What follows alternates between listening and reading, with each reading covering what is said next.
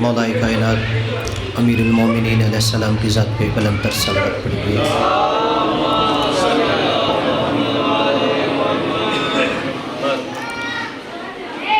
حسبنا اللہ و نعم الوکیل، نعم المولا و نعم النصیر، لا حول ولا قوة الا باللہ العلی العظیم۔ اعوذ باللہ السمیع العلیم من الشیطان اللعین الرجیم، بسم اللہ الرحمن الرحیم۔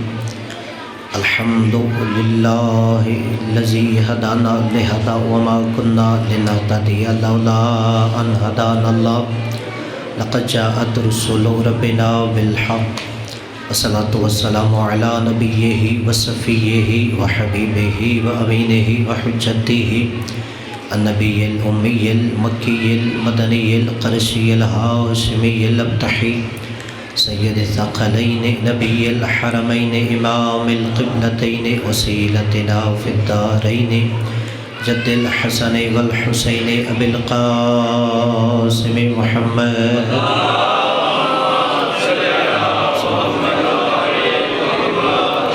وعلى آلہ الذین اذهب اللہ عنہم الرجس وطہرہم تطہیرا۔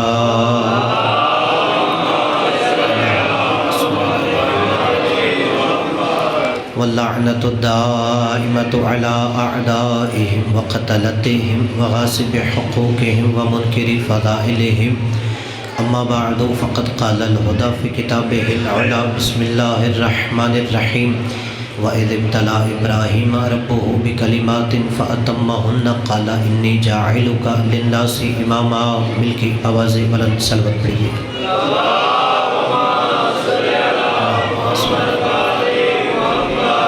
نعرہ تکبیر، مل کے اپنی زبانوں کو توحید کے نعرے سے معطر کیجئے۔ نعرہ تکبیر، نعرہ رسالت، یہ نعرہ مسلمان کی پہچان نعرہ ہے، سب مل کے اپنے اسلام کا اعلان کیجئے۔ نعرہ رسالت، نعرہ حیدری، رسول کی حدیث ہے حضرت علی علیہ السلام کی محبت مومن کی نشانی ہوتی ہے، سب مل کے اپنے ایمان کا اعلان کیجئے۔ نعرہ حیدری، حسینیت، یزیدیت، مولا کائنات کی ذات پہ بلند تر صلوات پڑھیے۔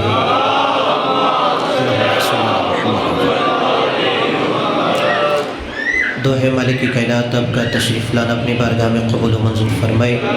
جو بھی بندہ صف اعلیٰ پہ آتا ہے دل میں کوئی نہ کوئی حسرت حاجت دعا لے کے آتا ہے، یہ ذکر مولا کائنات کی ذات سے منسوب ہے۔ مالک مولا کائنات کے صدقے میں اب جو دعائیں حاجات لکھیں اپنی بارگاہ میں مستجاب فرمائے۔ ہمیں اور ہمارے آنے والی نسلوں کو مولا کائنات کی ولایت و مودت پہ ثابت قدم فرمائے۔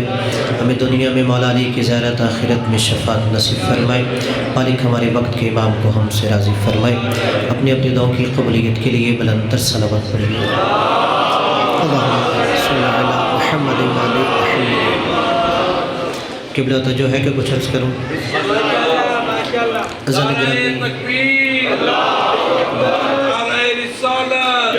یا رسول اللہ، نعرہ حیدری، حسینیت، یزیدیت، نعرہ آل رسول باللہ، بلند صلوات۔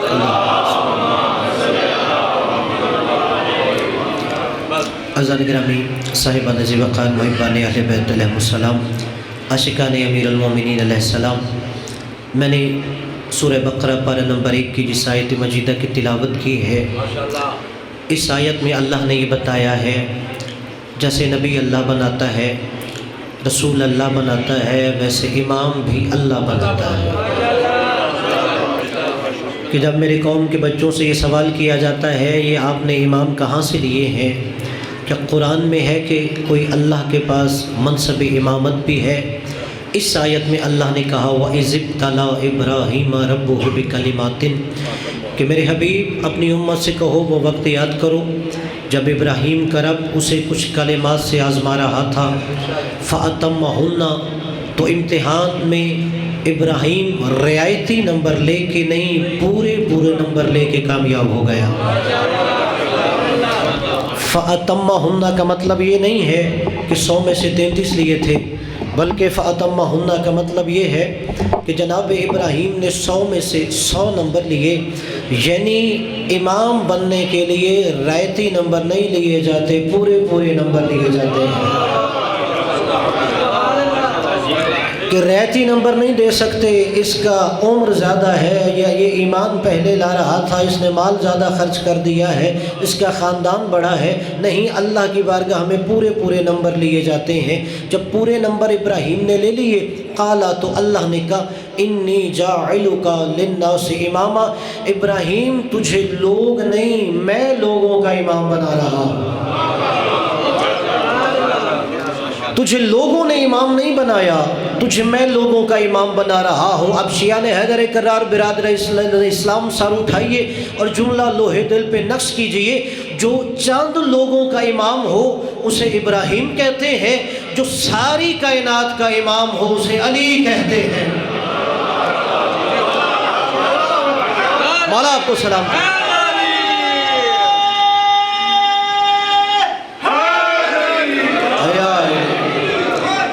مولا آپ کو سلامتیاں دے۔ جو چند لوگوں کا امام ہو اسے ابراہیم کہتے ہیں، جو ساری کائنات کا امام ہو اسے علی کہتے ہیں۔ اچھا، لوگوں کے امام میں اور کائنات کے امام میں فرق کیا ہے؟ ابراہیم لوگوں کے امام ہے، علی ساری کائنات کا امام ہے۔ چند لوگوں کے امام جناب ابراہیم ہے، ساری کائنات کا امام مولا علی ہے۔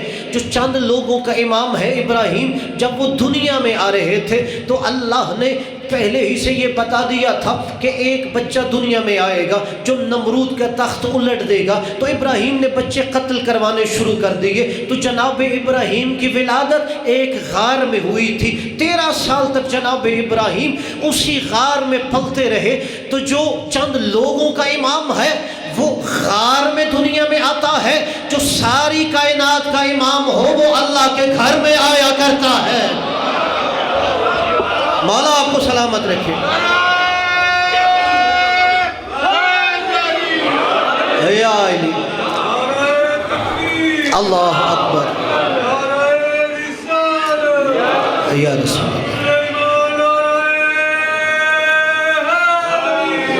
یا علی، زندہ رہو، زندہ رہو۔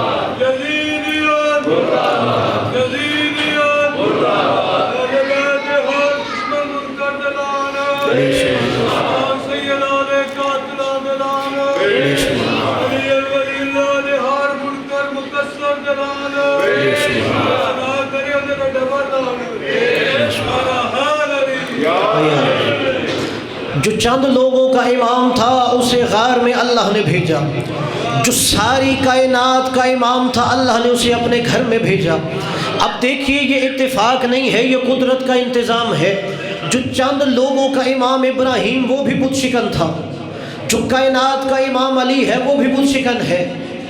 ابراہیم نے بھی بت توڑے تھے، علی نے بھی بت توڑے تھے، مگر دونوں میں فرق یہ ہے، جناب ابراہیم چھپا چھپا کر بت توڑ رہے تھے، علی دکھا دکھا کر توڑ رہے تھے۔ مولا آپ کو سلامت رکھے۔ ابراہیم چھپا چھپا کر توڑ رہے تھے۔ جو ابھی تک بھی نہیں سمجھا شریک سفر ہونے کے لیے جملہ کہہ رہا ہوں، جناب ابراہیم کی ساری قوم میلہ دیکھنے چلی گئی۔ بابل شہر میں رہتے تھے، بابل میں میلہ لگا کرتا تھا۔ جس دن ساری قوم میلے پہ چلی گئی، ابراہیم علیہ السلام سے قوم نے کہا ابراہیم چلو تم بھی میلہ دیکھنے کے لیے۔ قرآن کی آیت ہے، ابراہیم نے کہا فقالا انی سقیم، میں اندر سے بیمار ہوں، تمہارے ساتھ میلہ دیکھنے نہیں جاؤں گا۔ ادھر قوم میلہ دیکھنے گئی، ابراہیم نے کلہاڑا اٹھایا، بت خانے چلے گئے، کلہاڑے سے بت توڑنے لگے۔ یعنی ابراہیم جو لوگوں کا امام ہے، جب ساری قوم میلہ دیکھنے چلی گئی تو چھپ چھپ کے بت توڑ رہا تھا، اور علی فتح مکہ کافروں کو دکھا دکھا کر توڑ رہا تھا۔ مولا آپ کو سلام، مولا آباد رکھے۔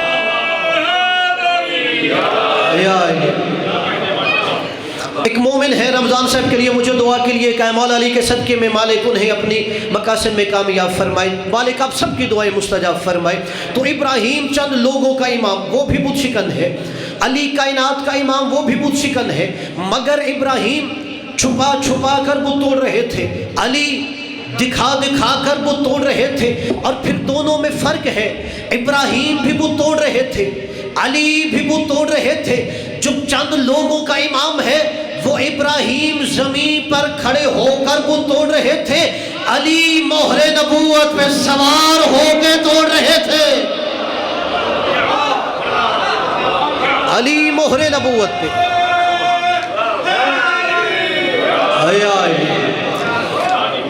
ابراہیم زمین پہ کھڑے ہو کے توڑ رہے تھے، علی شانہ نبوت پہ سوار ہو کے توڑ رہے تھے۔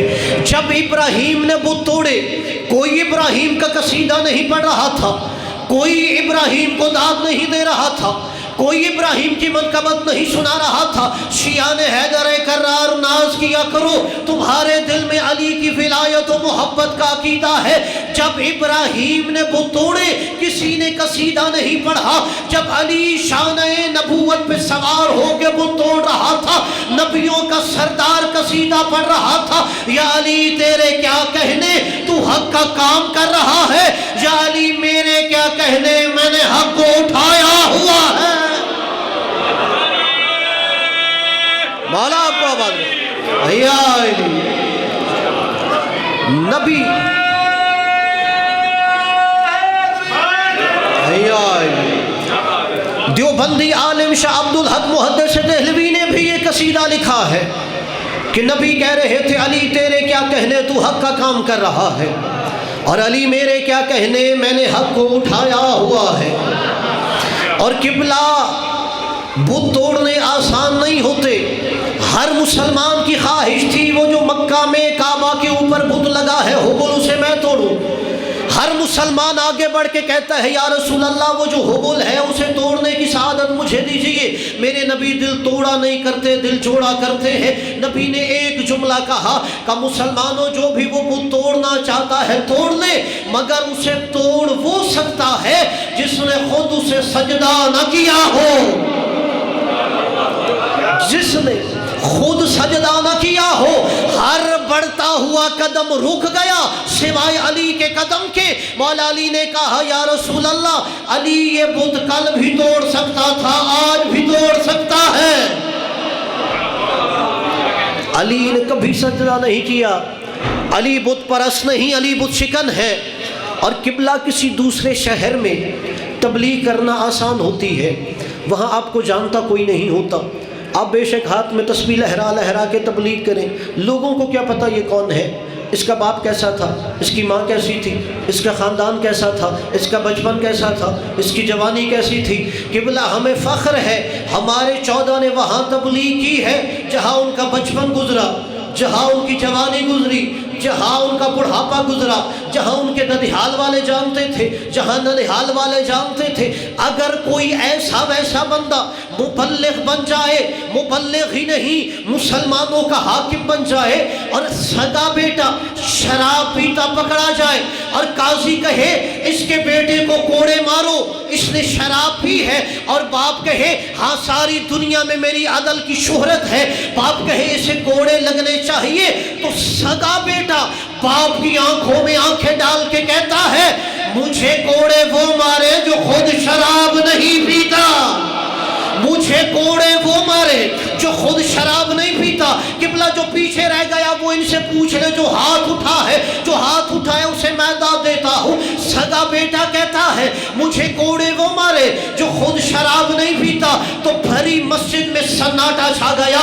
علامہ شبلی نعمانی اپنی کتاب الفاروق میں لکھتے ہیں بھری مسجد میں سناٹا چھا گیا، کسی میں ہمت نہیں ہے وہ کھڑا ہو اور کہے میں نے شراب کبھی نہیں پی، مگر شیعہ نے حیدر کرار، علی حیدر کرار اٹھا، اکیلا نہیں اٹھا، دائیں ہاتھ سے علی نے اپنے بیٹے حسن کو اٹھایا، بائیں ہاتھ سے حسین کو اٹھایا، خلیفہ کی آنکھوں میں آنکھیں ڈال کے کہا تیرے شرابی بیٹے کو کوڑے علی بھی مار سکتا ہے، میرا حسن بھی مار سکتا ہے، میرا حسین بھی مار سکتا ہے۔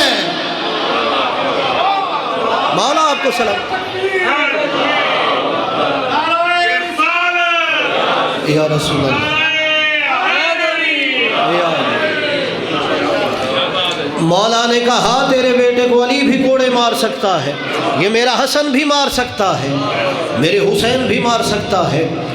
تو جو لوگوں کا امام تھا ابراہیم، اس کا کوئی قصیدہ نہیں پڑھ رہا تھا، جو کائنات کا امام تھا اس کا قصیدہ شان نبوت پہ نبیوں کا سردار پڑھ رہا تھا۔ اور جائیے جو لوگوں کا امام تھا ابراہیم، جب نمرود سے مکالمہ ہوا کہ اللہ پہ ایمان لا، نمرود نے کہا اچھا تیرا خدا کرتا کیا ہے؟ کہ میرا خدا وہ ہے جو زندوں کو موت دیتا ہے، مرے ہوئوں کو زندگی دیتا ہے۔ نمرود نے کہا یہ کام میں بھی کر سکتا ہوں۔ جو بے گناہ تھا کہا اسے جاؤ سولی پہ لٹکا دو، جسے سولی پہ لٹکانا تھا کہا اسے چھوڑ دو، کہا لے ابراہیم میں نے اسے زندگی دے دی ہے، اسے موت دے دی ہے۔ اب جناب ابراہیم نے کہا، قرآن کہتا ہے جناب ابراہیم نے کہا میرا خدا وہ ہے جو سورج مشرق سے نکالتا ہے، میرا خدا وہ ہے جو سورج مشرق سے نکالتا ہے، اگر تو خدا ہے تو سورج مغرب سے نکال۔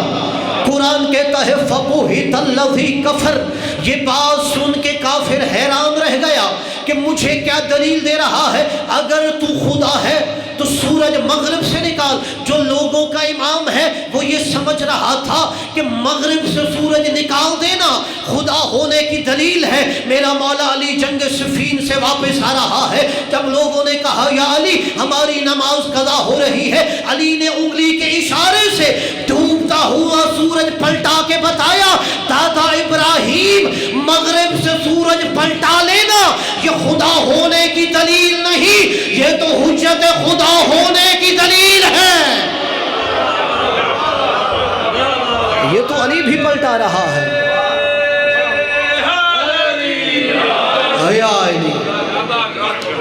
کہا دادا ابراہیم یہ تو علی بھی پلٹا کے بتا رہا ہے، یہ بندگی کی دلیل ہے۔ اور 4 مصرے شاعر نے کہا یہی جو مولا نے سورج کو مغرب سے مشرق میں پلٹا دیا، وہ کہتا ہے خدا جانے فضائل کا سفر آخر کہاں تک ہے، کہ علی کے فضائل کہاں تک جائیں گے، خدا جانے فضائل کا سفر آخر کہاں تک ہے، علی کی مدح کا پہلا قدم ہی آسماں تک ہے، علی کی مدح کا پہلا قدم ہی آسماں تک ہے۔ پلٹ کر ڈوبتے سورج نے یہ سمجھا دیا سب کو، جہاں تک مرتضیٰ چاہے میرا مشرق وہاں تک ہے۔ پلٹ کر ڈوبتے سورج نے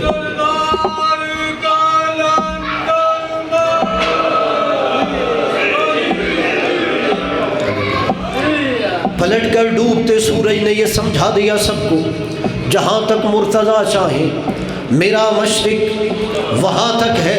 اور قبلہ یہی وجہ ہے کہ آل احمد کے فضائل پہ جہاں کہتا ہے، اپنے جملہ انوار قلوب پہ نقش کرنا ہے کہ جب ہم فضائل پڑھتے ہیں تو لوگ سمجھتے ہیں شاید یہ علی کو حد سے بڑھا رہے ہیں۔ آل احمد کے فضائل پہ جہاں کہتا ہے شیعہ غالی ہیں انہیں رب سے ملا دیتے ہیں، پریشان ہو گئے۔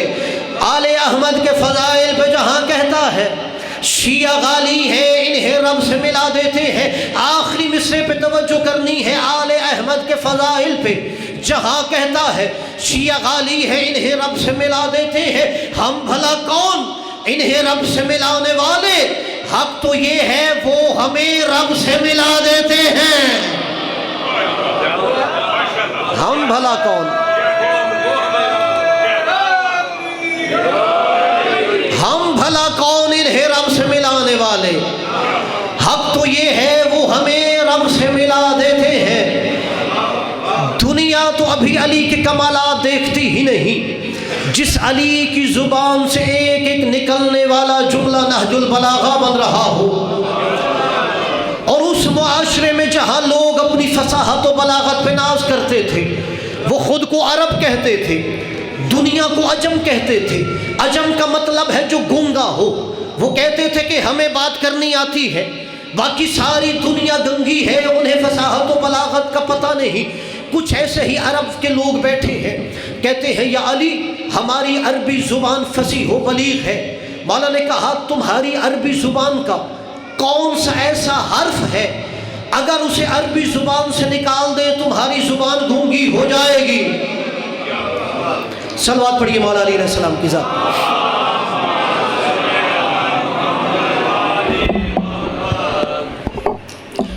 حجت الاسلام قبلہ حسنین موسوی صاحب تشریف لائے ہیں، ان کی صحت و سلامتی کے لیے بلندتر صلوات پڑھیے.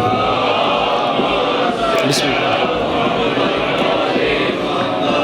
قبلہ آگے تشریف لائے. بسم اللہ. توجہ ہے نا. پھر جملہ کہہ رہا ہوں تاکہ قبلہ بھی شریک عبادت ہو جائیں. قبلہ میں نے کہا کہ عرب کے لوگ بیٹھے ہوئے جو اپنی فصاحت و بلاغت پہ ناز کرتے تھے، مولا علی نے انہیں کہا عرب کے لوگوں بتاؤ کون سا عربی کا ایسا حرف ہے اگر اسے تمہاری زبان سے نکال دیں تمہاری زبان گونگی ہو جائے گی. یعنی اگر عربی کا وہ حرف نہ ہو تو کوئی عربی میں کلام نہیں کر سکتا. کہ یا علی اگر عربی زبان سے الف نکال دو تو زبان گونگی ہو جائے گی، کہ جب تک الف کو عربی میں نہیں بولو گے آپ کلام نہیں کر سکتے. مولا نے کہا اچھا عرب کے رہنے والوں تمہاری زبان کی فصاحت و بلاغت یہ ہے کہ اگر الف کو نکال دیا جائے تمہاری زبان گونگی ہو جاتی ہے، کوئی کلام نہیں کر سکتا. فوراً میرا مولا علی صاحب نہج البلاغہ منبر سلونی پہ گیا اور مولا نے خطبہ ارشاد فرمایا. مولا نے سارے خطبے میں الف استعمال نہیں کیا، بغیر الف کے خطبہ دے کے نیچے اترے. کہا لوگوں سمجھ لو جہاں سے تمہاری زبانیں گونگی ہوتی ہیں وہاں سے علی کی فصاحت کا آغاز ہوتا ہے.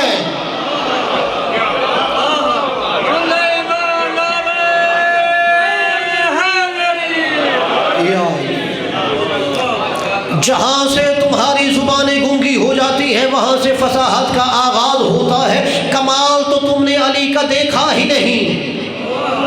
علی کا کمال تو بہت بلند ہے کہ جہاں پہ ختم ہوتی ہے حدود عقل انسانی، توجہ کیجئے، جہاں پہ ختم ہوتی ہے حدود عقل انسانی وہاں سے مرتضیٰ کی شان کا آغاز ہوتا ہے.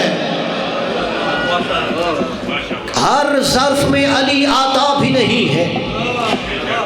علی کے ذکر کا مومن پہ اثر اور ہوتا ہے، منافق پہ اور ہوتا ہے. میں نے کہا ہر ظرف میں آتا بھی نہیں ہے. اہل بیت کے خاندان کا ہی دیوانہ تھا مگر بڑے بڑے داناؤں سے زیادہ دانا تھا. نام اس کا بہلول دیوانہ تھا. ہارون نے اسے اپنے دربار میں بلا کے کہا. ہارون کہتا ہے بہلول تو کیا لوگوں کو علی کے فضائل کے بارے میں کہتا ہے کہ علی اتنا بلند ہے، علی تمہاری عقلوں میں نہیں سما سکتا. اب وہ چپ کر کے باتیں سنتا رہا. کہ یہ کیسے ممکن ہے کہ علی لوگوں کی عقلوں میں نہ آئے؟ تو کہتا ہے میرا علی اتنا بلند ہے. اب وہ دیوانہ تھا، اس نے فوراً جو ہاتھ میں عصا تھا دربار میں ہی ایک گڑھا کھودنا شروع کر دیا. ایک چھوٹا سا گڑھا کھود کے کہتا ہے ہارون ایسا کر تو دریائے دجلہ کا سارا پانی اس گڑھے میں ڈال دے. کہ دیوانہ ہے نا، دیوانوں والی باتیں کرے گا. کہاں اتنا بڑا دریائے دجلہ، کہاں یہ چھوٹا سا گڑھا، اتنے بڑے دریائے دجلہ کا پانی اتنے سے گڑھے میں کیسے آ سکتا ہے؟ تو بہلول نے کہا پھر خود ہی فیصلہ کر، میرا اتنا بڑا علی تیری اتنی سی عقل میں کیسے آ سکتا ہے؟ میرا اتنا بڑا علی.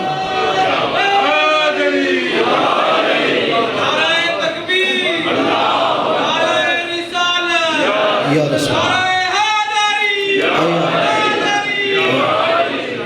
بس 7 منٹ اور آپ کو عبادت میں شریک رکھوں گا. میں نے کہا کہ علی کا ذکر جو ہے منافق پہ اور اثر کرتا ہے، مومن پہ اور اثر کرتا ہے. شاید میرا کوئی دوست کہے یہ کیسے ممکن ہے، ذکر تو ایک ہے کہ اس دل پہ اور اثر ہے اس دل پہ اور اثر ہے. قبلہ جائیے دیکھیے 21 مارچ کے بعد جو پہلی بارش ہوتی ہے اسے آب نیساں کہتے ہیں، اور کہتے ہیں کہ وہ جو صدف سمندر کی تہ میں رہتا ہے اس کے اوپر سے ہزاروں ٹن ہر روز پانی گزرتا ہے مگر اس کے لب نہیں کھلتے. پھر جملہ کہہ رہا ہوں، ایک ایک جملہ سمجھا کے لوہے دل پہ نقش کیجئے گا پھر بولیے گا کہ صدف جو سمندروں کی تہ میں رہتا ہے ہر روز اس کے اوپر سے ہزاروں ٹن پانی گزرتا ہے، اس کے لب نہیں کھلتے. مگر 21 مارچ کے بعد جو پہلی بارش ہوتی ہے جسے آب نیساں کہتے ہیں، جیسے ہی وہ بارش کا قطرہ سمندر کی تہ میں جاتا ہے صدف کے لب کھل جاتے ہیں.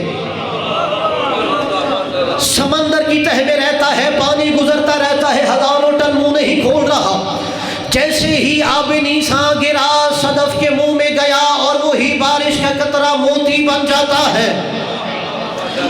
اب وہی جو آب نیسا کا قطرہ صدف کے منہ میں گیا موتی بن گیا، اب وہی بارش کا قطرہ جیسے ہی زمین پہ آیا سانپ کے منہ میں گیا تو زہر بن گیا۔ اب ماجرا کیا ہے؟ دونوں ہی آسمان سے آ رہے ہیں، دونوں ہی آب نیسا کے قطرے ہیں، دونوں کا محور و مرکز ایک ہے، دونوں ہی اوپر سے زمین پہ آ رہے ہیں، مگر جیسے ہی صدف کے منہ میں گیا تو موتی بن گیا، گوہر آبدار ہو گیا، جیسے ہی وہ سانپ کے منہ میں گیا زہر قاتل بن گیا۔ اب دیکھو یہی تو بات ہے، منبر ایک ہوتا ہے، ذکر ایک ہوتا ہے، ذات ایک ہوتی ہے، شخصیت علی کی ہوتی ہے، مگر دو بندوں پہ اثر الگ الگ ہوتا ہے۔ اگر مومن کی قوت سماعت سے ٹکراتا ہے تو وہ قوت ایمان بن جاتا ہے، اگر منافق کی قوت سماعت سے ٹکراتا ہے تو زہر قاتل بن جاتا ہے۔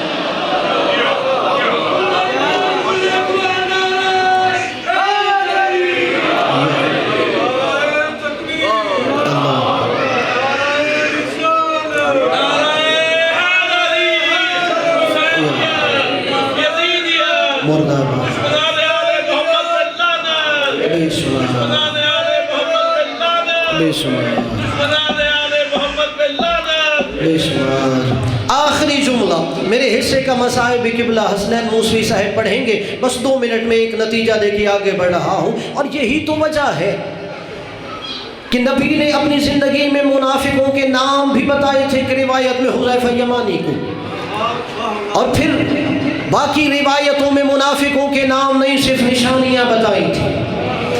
اور یہ روایت صحیح مسلم کے باب الایمان کے اندر موجود ہے، کہ اس کے اندر روایت ہے کہ جب پوچھا گیا کہ یا رسول اللہ بتائیے تو صحیح کیسے پتہ چلے گا صاحب ایمان کون ہے، صاحب نفاق کون ہے؟ اس لیے کہ فتح مکہ کے بعد لوگ جوک در جوک اسلام میں داخل ہو رہے تھے، فوج کی افواج اسلام میں داخل ہو رہی تھی، کہ کیسے پتہ چلے گا کہ مومن کون ہے، منافق کون ہے؟ روایت ابن عباس سے بھی ہے، حذیفہ یمانی سے بھی ہے، کہ نبی نے ہمیں ایک معیار دیا تھا کہ جب لوگ کلمہ اسلام پڑھ کے اسلام میں داخل ہوتے تھے، نبی نے کہا یا علی لا یحبک الا مؤمن ولا یبغضک الا منافق، اے علی تجھ سے محبت وہی کرے گا جو مومن ہوگا، اور تجھ سے وہی رکھے گا جو منافق ہوگا۔ صحابہ کرام کہتے ہیں جب بھی کوئی کافر کلمہ اسلام پڑھتا تھا ہم اس کے سامنے علی کا ذکر چھیڑ دیتے تھے، ہم علی کے فضائل پڑھنا شروع کر دیتے تھے، اگر اس کا چہرہ گلاب کی طرح کھل جاتا پتہ چل جاتا یہ پکا مومن ہے، اگر پیشانی پہ شکن آ جاتا تو پکا چل جاتا یہ پکا منافق ہے۔